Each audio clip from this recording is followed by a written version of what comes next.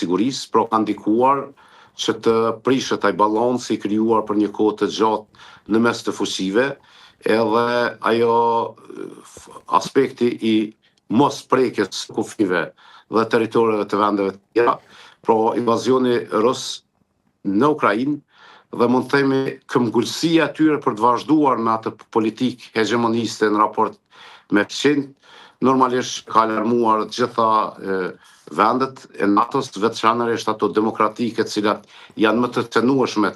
nga politikat agresive të vendeve autokratike,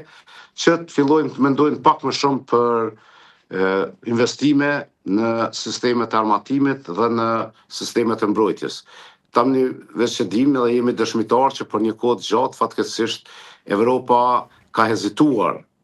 që të investoj në ndërtimin e sistemit të mbrojtjes të vendeve evropiane, pak edhe si rezultat i mbështetjes së vazhdueshme që ka pasur nga SBA-t, dhe tani normalisht kërkesa e re e administratës së re të Shteteve të Bashkuara të Amerikës për investime më të shumta në mbrojtje nga të evropiane ka ndezur, si të themi, atë alarmin edhe i ka bërë më të vëmendshëm gjitha vendet evropiane në këtë aspekt. A mund të themi që ka një rrezik për luftë, zoti ministër, të jemi të drejtë për drejtë. Ka rrezik, ka tensione që mund të sjellin përplasje dhe luftë, sepse duket e koordinuar kjo gjithë gjë me vende Evropës për t'u armatosur. Po, gjithsesi që këto ndryshimet që i theksova në aspektin e ambientit global të sigurisë, japin indikacione se mund të ketë luftë të përmosave të mëdha, kur kemi në lojë akter të tillë si Rusia, Kina apo vende cilat kanë fuqi ushtarake për të realizuar agresione. Pra, ne tani më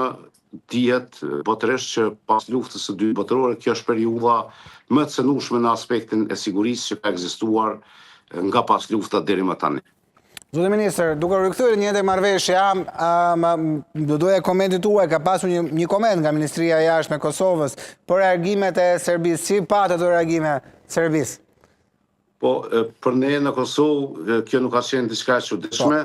Serbia nuk e sheh veten ndryshe përveç një fuqi regionale hegemoniste,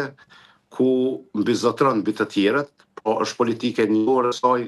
për shumë vite që në atë moment që ka vërejtur një tentativë për balancim, për balans të regionit,